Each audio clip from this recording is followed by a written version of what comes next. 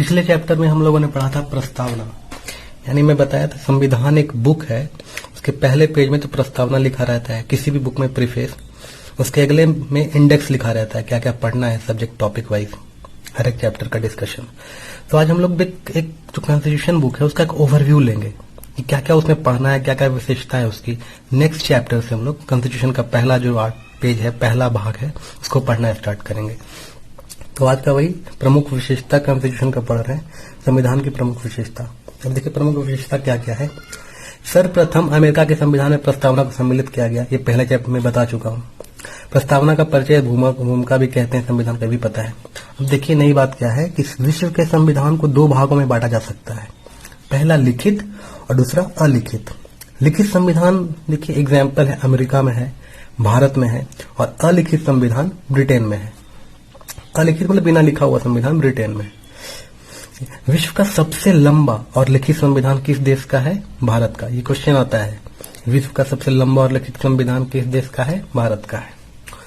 मूल रूप में जब 26 जनवरी 1950 को जब हमारा कॉन्स्टिट्यूशन लागू हुआ, उस टाइम कितने भाग थे, कितने आर्टिकल थे और कितने अनुसूचियां थी, ये मैं थोड़ी देर बाद एक्सप्लेन करूंगा। ये भाग क्या होता है, आर्टिकल क्या होता है, या फिर अनुसूची क्या होती है।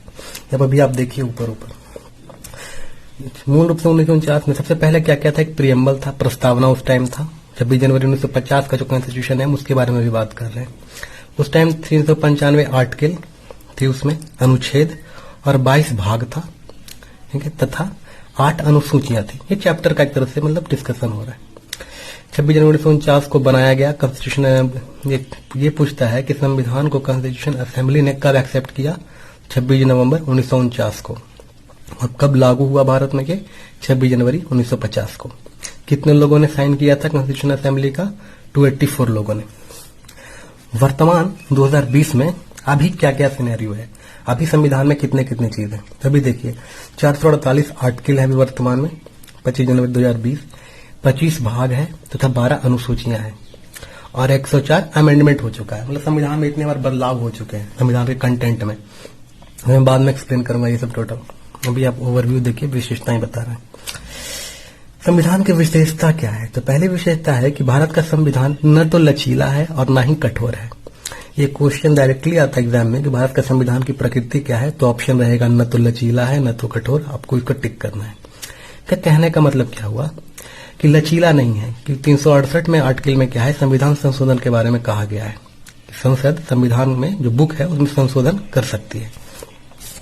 तो ये कहा गया कि 368 में, तो इसका मतलब न तो लचीला है, मतलब ऐसा भी नहीं है कि सब चीज में आप संशोधन कर सकते हो, क्योंकि 1973 का जो केशवानंद भारती केस था उसमें सुप्रीम कोर्ट ने मूल ढांचे का कॉन्सेप्ट दिया था। मतलब संविधान का जो मूल ढांचा है उसमें संसद कभी भी परिवर्तन नहीं कर सकती है। तो लचीला नहीं हुआ और न ही कठोर है। कठोर इसलिए नहीं है कि 368 के तहत बहुत तरह में आप संशोधन कर सकते हैं, संविधान में कुछ चीजें ऐड कर सकते हैं या घटा सकते हैं, तो कठोर भी तो नहीं है। इसलिए तो 104 अमेंडमेंट हुआ, 104 बदलाव हुआ, तो कठोर भी नहीं है और लचीला इसलिए नहीं है क्योंकि मूल ढांचे में आप परिवर्तन नहीं कर सकते। ठीक है, फिर देखिए, फिर एक दूसरा विशेषता क्या है कि भारतीय संविधान संघीय सरकार की स्थापना करता है। इसका मतलब क्या है कि इसमें संघ के आम लक्षण विद्यमान है। जैसे कि एग्जाम्पल यह है, 2 तरह का सरकार है भारत में, शक्तियों का विभाजन भी है, लिखित संविधान, संविधान की सर्वोच्चता, संविधान की कठोरता, स्वतंत्र न्यायपालिका, ये सब एकात्मक है, संघीय सरकार की ओर निर्देश देता है। फिर भी यहाँ ये मेंशन करना चाहिए कि संघीय वर्ड जो है वो कॉन्स्टिट्यूशन में मेंशन नहीं है। अब दूसरा क्या है कि ये विशेषता मैं बता रहा हूँ संविधान क्या क्या विशेषता है। एकीकृत व स्वतंत्र न्यायपालिका, इसमें क्या कहा गया है कि न्याय व्यवस्था में सर्वोच्च सुप्रीम कोर्ट है, उसके बाद हाई कोर्ट और उसके बाद सबऑर्डिनेट कोर्ट, जिला न्यायालय हुआ, अधीनस्थ न्यायालय। फिर क्या है कि सर्व का मतलब क्या है ये आपको पता होना चाहिए। सार्वभौम वयस्क मताधिकार, ये भी एक विशेषता है संविधान की, इंग्लिश में है एडल्ट फ्रेंचाइजी। इसका मतलब क्या है कि 18 वर्ष का भारतीय व्यक्ति को उसके धर्म, जाति, लिंग, साक्षरता अथवा संपदा इत्यादि के आधार पर भेदभाव किए बिना मतदान देने का अधिकार है। सार्वभौम वयस्क मताधिकार का मतलब क्या है कि जिसका 18 वर्ष हो चुका है भारत में वो मतदान करेगा, इन सबसे भिन्न, किसी मतलब नहीं है किस जाति से क्या है। फिर विशेषता है संविधान की एकल नागरिकता, सिंगल सिटीजनशिप। भारत में का नागरिक किसी भी राज्य में कहीं भी जाके स्वतंत्रता से रह सकता है, उसको सेम नागरिकता प्राप्त है। जबकि अमेरिका और ऑस्ट्रेलिया इन दोनों देशों में दोहरी नागरिकता है। इन्हें स्टेट की अलग नागरिकता है और देश की अलग नागरिकता है। स्टेट में अगर कोई सजा हुआ कोर्ट से तो वो माफ नहीं कर सकती इस ऊपर। ये कहने का मतलब हुआ कि अमेरिका और ऑस्ट्रेलिया में दोहरी नागरिकता है, स्टेट का अलग नागरिकता, देश का अलग नागरिकता है। यानी हर एक यहाँ के लोगों के, इन दोनों के देश के लोगों के पास दो तरह की नागरिकता होती है। फिर स्वतंत्र निकाय। स्वतंत्र निकाय का मतलब है फ्री बॉडी।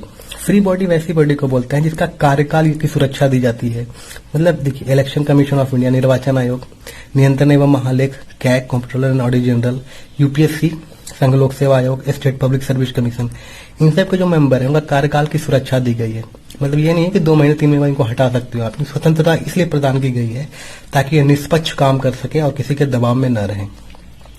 निर्धारित सेवा व शर्तें तय, ये पहले से इन लोग का टेन्योर फिक्स किया गया है ताकि आराम से ये फ्री होकर अपना काम करे। फिर अगली विशेषता है आपातकालीन का प्रावधान। ये 352 में राष्ट्रीय आपातकाल है। 356 आर्टिकल है। 21 आर्टिकल में क्या है, ये आर्टिकल और भाग और अनुसूची हम लोग थोड़ी देर में पढ़ेंगे बाद में।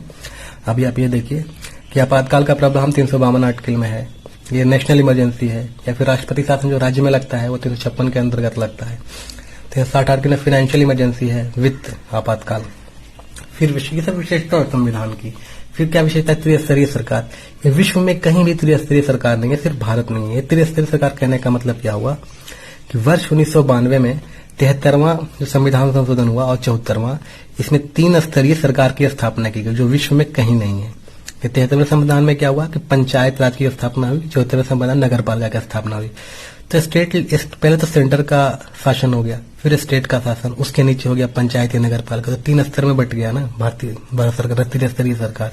वैसा विश्व में कहीं भी नहीं है इस तरह का प्रावधान। अब देखिए, भारतीय संविधान के विदेशी स्रोत, ये बहुत इंपॉर्टेंट है। इससे हमेशा किसी भी एग्जाम में हमेशा क्वेश्चन आता है पॉलिटी से। ये क्या है कि संविधान में जो बातें लिखी गई है वो सारी बातें, कॉन्सेप्ट जो है, ये सब जैसे मौलिक अधिकार, ये सब जो कॉन्सेप्ट है वो दूसरे देशों से लिया गया है और हमारे संविधान में सम्मिलित किया गया है। ये कह रहा है कि किन किन देशों से क्या क्या कॉन्सेप्ट लिया गया है। तो देखिए, पूछता है एग्जाम में कि मौलिक अधिकार जो हमारे संविधान में मेंशन है वो किस देश से लिया गया है। तो किस देश से, अमेरिका से लिया गया है। फिर न्यायिक पूर्वावलोकन है जुडिशियल रिव्यू। ये मतलब सारा पॉइंट, हर एक वर्ड का एक्सप्लेनेशन अगले चैप्टर में या जो बाहर अगले चैप्टर आएगा उसमें एक्सप्लेन करेंगे। कोई न्यू वर्ड नहीं, ये सभी आपको न्यू वर्ड अभी लग रहा होगा। सारे का एक्सप्लेनेशन अगले जो चैप्टर आएगा उसमें होगा। सारे का अलग अलग चैप्टर है।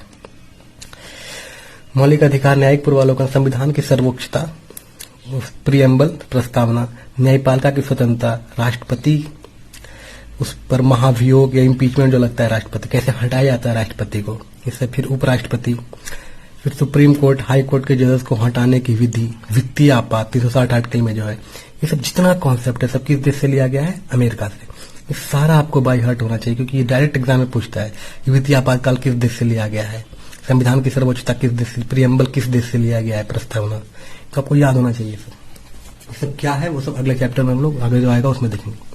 फिर ब्रिटेन से क्या लिया गया है, देखिए, संसाधमक शासन प्रणाली, लोकसभा राज्यसभा जो संसाधमक शासन प्रणाली है, पार्लियामेंट्री सिस्टम, वो ब्रिटेन से लिया गया है। आयरलैंड, ये बहुत इंपॉर्टेंट है। आयरलैंड से क्या क्या लिया गया है, डीपीएसपी जो है, जो directive principle of state policy, जो राज्य के नीति निर्देशक था, तो ये हमेशा एग्जाम में पूछता है किस देश से लिया गया है, आयरलैंड। इसका एक अलग से चैप्टर है। तो अभी आप ये वर्ड को देख के मत डरिए, देखिए सिंपल सा वर्ड है, इसको याद करने की कोशिश करिए, फिर आगे जब पढ़ेंगे तो ऑटोमेटिक याद हो जाएगा।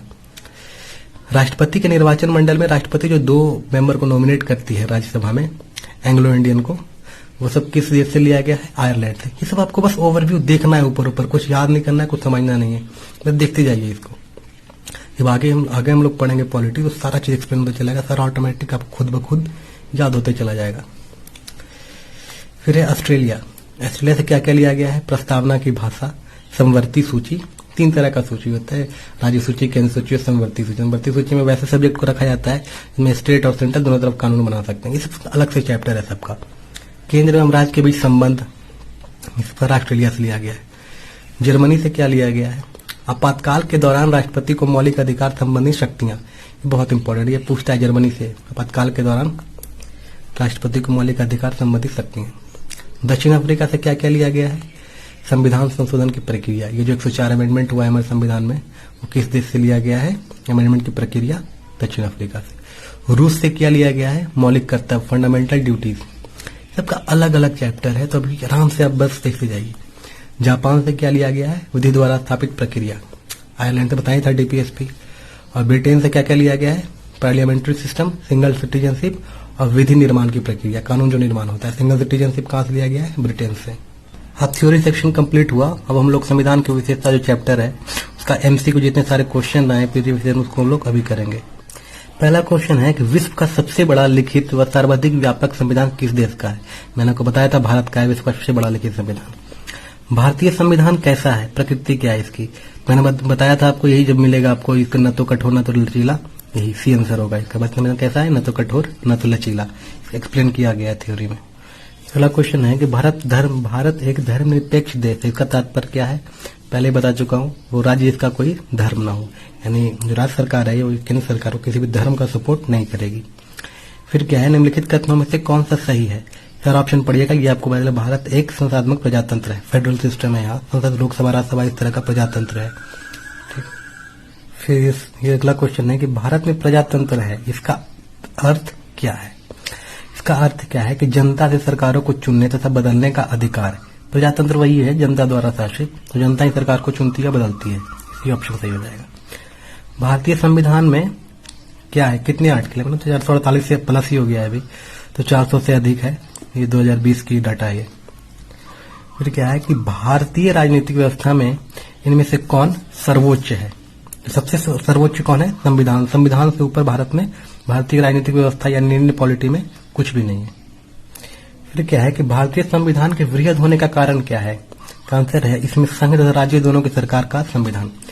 देखिए एक क्वेश्चन है कि भारत का संविधान इतना बड़ा क्यों है?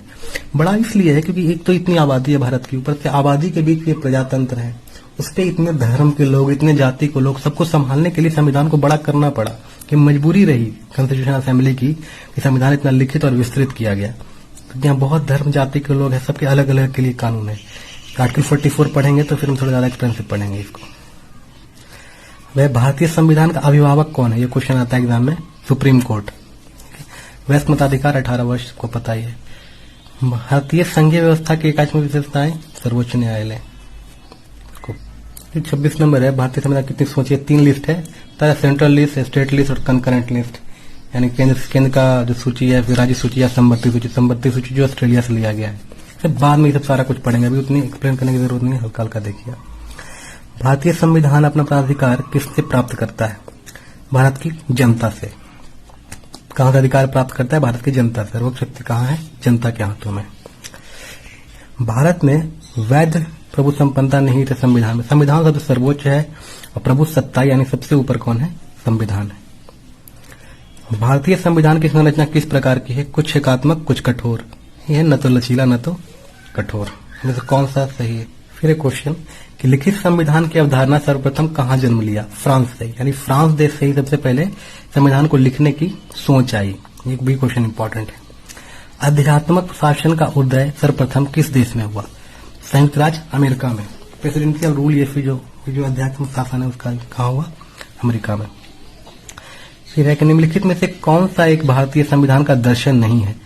ये जो तो कल्याणकारी राज्य DPSP में है, समाजवादी, राजनीतिक समानता, ये सब प्रियम्बल में दिया गया है। साम्यवादी राज्य ये नहीं दिया गया है। ये देखिए भारतीय संविधान अर्ध फेडरल है, सेमी फेडरल है, क्वासी फेडरल बोलते हैं इसको। क्वासी फेडरल ना तो संघात्मक है, नहीं एकात्मक है। ये क्वेश्चन देखिए, ये है इनमें से कौन सा भारतीय संघ व्यवस्था में एकात्मक तत्व है? 2, 3, 5। राज्यपाल की नियुक्ति, राज्यसभा में समान प्रतिनिधित्व, और 5 ये अखिल भारतीय सेवा। ये सब मेंशन है। फिर देखिए कि भारत के राजनीतिक व्यवस्था के मूलभूत लक्षण कौन कौन से हैं? ये पढ़ लीजिए, 1, 2, 3, ये सारे तीनों लक्षण हैं राजनीतिक व्यवस्था के। फिर है कि निम्नलिखित में से कौन सी विशेषता भारतीय संघ और अमेरिका संघ दोनों में साझी है? संविधान की व्याख्या के लिए संघीय उच्चतम न्यायालय। ये उच्चतम न्यायालय जो न्यायालय की सारी व्यवस्था है ना, अमेरिका से ली गई। अगर संविधान की विशेषता के बारे में पूछे तो ब्रिटेन, और ये न्यायालय की प्रक्रिया के बारे में पूछे तो अमेरिका। निम्नलिखित में से कौन भारतीय राज्य व्यवस्था में सर्वोच्च है? संविधान। ये तो बार बार बोला चुका है। भारतीय संविधान को आप किस प्रकार वर्णन करेंगे? विश्व का सबसे विस्तृत संविधानों में से एक। भारत का संविधान मान्यता प्रदान करता है धार्मिक एवं भाषाई अल्पसंख्यकों को। अब मैंने लास्ट में आपको पढ़ाया था संविधान के स्रोत, मतलब संविधान में जो कंटेंट है किस किस देश से लिया गया है, उसका एक अलग से चैप्टर, उसका आप एमसीक्यू देख लीजिए। अभी भारतीय संविधान में समवर्ती सूची कहां से लिया गया है? ऑस्ट्रेलिया से, बताया ही था। अंतर्गत संघ एवं राज्यों के बीच शक्तियों का विभाजन, ये भी बताया गया है, कनाडा से लिया गया है। भारतीय संविधान में मौलिक कर्तव्य, फंडामेंटल राइट, फंडामेंटल ड्यूटीज जो है वो रूस से लिया गया है। फिर भारतीय संविधान में शामिल नीति निर्देशक तत्व, directive principle of state policy, वो कहां से लिया गया है? आयरलैंड से। भारतीय संविधान में जो फंडामेंटल राइट है, मौलिक अधिकार, वो कहां से लिया गया है? अमेरिका से। भारतीय संविधान जो कंटेंट है वो किस किस देश से लिया गया है, उस चैप्टर पे क्वेश्चन है। भारतीय संस्कार की संसदीय प्रणाली कहां से बताया? संसदीय प्रणाली ब्रिटिश संविधान से, न्यायपालिका प्रणाली आई तो ब्रिटेन से, मतलब अमेरिका से। फिर से वही क्वेश्चन है, ये डीपीएसपी कहां से लिया गया? आयरलैंड व स्पेन से। आयरलैंड से लिया गया, स्पेन व स्पेन दे दिया गया। ये राज्यसभा में सदस्यों का नामांकन 2 सदस्य जो राष्ट्रपति नॉमिनेट करते हैं, बताया गया है, आयरलैंड से लिया गया है। फिर संविधान के संरक्षण सर्वोच्च न्यायालय में, जब सर्वोच्च न्यायालय की बात आए तो फिर अमेरिका को करना है। इस संविधान उल्की स्वतंत्रता, समानता, बंधुत्व, ये सब बताया था, फ्रेंच रेवोल्यूशन से लिया गया है। 1789 का जो फ्रांस रेवोल्यूशन था उसी से 3 वर्ड ऐड किया गया है। ये क्वेश्चन बहुत पूछता है, 17 नंबर याद कर लेना है। फिर भारत में ये सब क्वेश्चन है नहीं। ये फिर सर्वसत्ता संपन्न संसद की अवधारणा कहां से ली गई? इंग्लैंड। संसाधन जहां आए संसद का प्रणाली, इंग्लैंड या ब्रिटेन, जो भी ऑप्शन में रहे। भारतीय मूल कर्तव्य, फंडामेंटल ड्यूटी, तो यूएसएसआर, रशिया। ये क्वेश्चन पूछता है कि भारतीय संविधान के निर्माण में सर्वाधिक गंभीर प्रभाव निम्नलिखित में से किसने छोड़ा? तो भारत सरकार अधिनियम 1935। ये अधिनियम 1935 से ही सारा बहुत कुछ 80% कॉन्स्टिट्यूशन में इसी से लिया गया है। बाकी जो सारा देश से बोरो किया गया, लेकिन इसी से बहुत ज्यादा लिया गया है। सबसे गंभीर प्रभाव किससे पड़ा? भारत सरकार अधिनियम 1935 से। ये भी बहुत इंपॉर्टेंट क्वेश्चन। संघात्मक शासन प्रणाली कहां से लिया गया है? सर्वप्रथम किस देश ने अपनाया? कनाडा। भारत में संसदीय प्रणाली, ये बताया था, संसदीय इंग्लैंड। फिर सब ये फिर मिलान करने वाला है। ये मौलिक अधिकार, ये सब जो फंडामेंटल राइट है, ये फिर अमेरिका से लिया गया। डीपीएसपी आयरलैंड से। मंत्रिमंडल सरकार केंद्र राज्य कनाडा से लिया गया है। मंत्रिमंडल सरकार ब्रिटेन से, मिला लीजिएगा। संसदीय शासन प्रणाली सर्वप्रथम किस देश में विकसित हुई? ब्रिटेन। संसद ब्रिटेन आया। सबसे गहरा प्रभाव जिसने संविधान को तैयार करने में गहरा प्रभाव पड़ा, बताया था, भारत सरकार अधिनियम 1935। फिर मूलभूत अधिकार, ये जो फंडामेंटल राइट है, किस देश से लिया गया है? अमेरिका से। आपातकालीन की शक्तियां, ये बताया गया है, राष्ट्रपति जर्मनी के लिया गया है। जो इमरजेंसी के समय जो राष्ट्रपति मौलिक अधिकार में को खत्म करता है, उसमें इसी जर्मनी से लिया गया है। और भारत के संविधान निर्माताओं में मौलिक अधिकार की अवधारणा का अनुच्छेद कहां से लिया गया? यूएस से, अमेरिका से। और संविधान में कौन सा लक्षण अमेरिका से ग्रहण किया गया है? एबीसी तीनों। न्यायिक समीक्षा, बताया था, जुडिशियल रिव्यू अमेरिका से। मौलिक अधिकार, सर्वोच्च न्यायालय के न्यायाधीश प्रतिनिधि, ये तीनों कहां से लिया गया? अमेरिका से। बहुत इंपॉर्टेंट है, 39 नंबर, याद रखिएगा इसको। फिर 40 हमारे संविधान में मूल अधिकार किस से? अमेरिका से लिया गया है। फंडामेंटल राइट के बारे में दिया गया है। ये सब कंटेंट है, किस देश से लिया गया है। कौन सी एक वह मूल अधिकार था जो भारत संविधान में विकसित हुआ? भारत सरकार अधिनियम, बहुत से इससे लिया गया है। 60%, 70% कॉन्स्टिट्यूशन में जो है वो इससे लिया गया है। बाकी सभी देशों से, 60-70 देशों से बोरो किया गया है। अगला चैप्टर में हम लोग पढ़ेंगे कितने आर्टिकल है संविधान में, कितने अनुच्छेद जो हैं, कितने अनुच्छेद, कितने भाग, कितने अनुसूचियां, सारे के बारे में एक्सप्लेनेशन से अगले चैप्टर में पढ़ेंगे। और उसके बाद से हम लोग जो भाग 1 में है उसके बारे में स्टार्ट करेंगे। Thank you.